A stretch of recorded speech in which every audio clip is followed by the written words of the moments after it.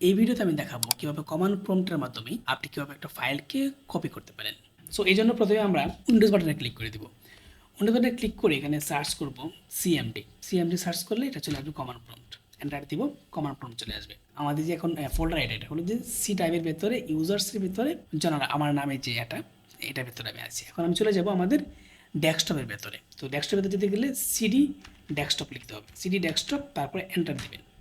এখন আমরা চলে আসছি ডেস্কটপের ভিতরে, কারণ আমাদের সবকটা ফাইল কিন্তু ডেস্কটপের ভেতরে আছে। আমার এই সামগ্রিক ফাইলগুলো ডেস্কটপের ভেতরে আছে। আমি এখন ডেস্কটপে চলে আসলাম। এটা যদি আমি এখান থেকে দেখাই, যেমন দিস পিসি, এই ডেস্কটপের ভেতরে আমি এখন আছি আমার কমান্ড প্রম্পটে। ওকে, এখন ডেস্কটপের ভেতরে আসার পর আমি একটা ফাইল তৈরি করবো এখানে। যেমন আমি একটা ফাইল তৈরি করি, যেমন নিউ একটা টেক্সট ডকুমেন্ট তৈরি করি, সাপোজ টেস্টিং ডট টিএক্সটি একটা ফাইল তৈরি করলাম এটার ভেতরে।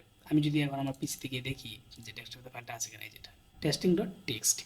ওকে, এখন আমি এই ফাইলটাকে কপি করব। কপি করার জন্য আমি লিখবো এখানে যে কপি করব, ফাইলের নাম দিতে হবে এখন, যেমন টেস্টিং ডট টিএক্সটি কপি করো। তারপরে স্পেস দেওয়া লাগবে, স্পেস দিয়ে আমরা তো এখন কপি করতেছি। সো সেম ফাইলটা তো কপি করার জন্য একটা নাম দেওয়া লাগবে তাকে, কোন ফাইল আমরা রাখবো। কপি করা ফাইলের নাম দিতে হবে, তো নামটা কী হবে নতুন ফাইলে? আমি সাপোজ এখানে দেবো যে নিউ টেস্টিং,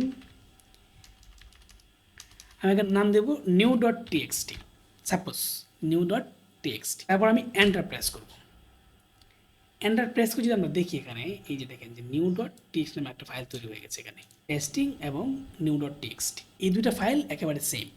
আমরা যদি ডেস্কটপের ভেতরে যাই, ভেতরে চেক করি তৈরি হয়েছে কিনা, যেমন ডেস্কটপে গেলাম, ডেস্কটপে দেখলাম যে টেস্টিং আর এই যে new dot TXT, testing dot TXT, new dot TXT. এভাবে আপনারা কমান্ড প্রম্পট ব্যবহার করে একটা ফাইলকে কপি করতে পারেন। এই ভিডিওটা যদি ভালো লেগে থাকে তাহলে সাবস্ক্রাইব করুন। দেখা হবে পরবর্তী কোনো এক ভিডিওতে। ভালো থাকবেন। আসসালামু আলাইকুম।